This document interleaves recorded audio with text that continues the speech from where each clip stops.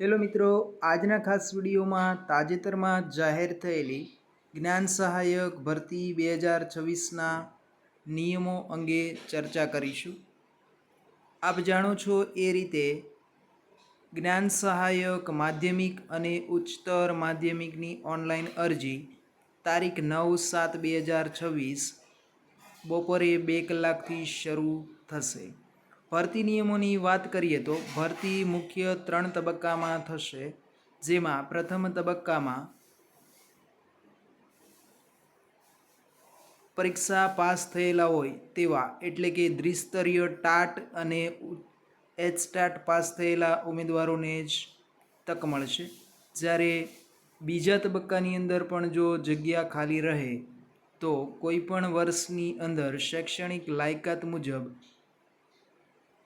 પરીક્ષા પાસ થયેલા હોય એવા ઉમેદવારને તક મળશે.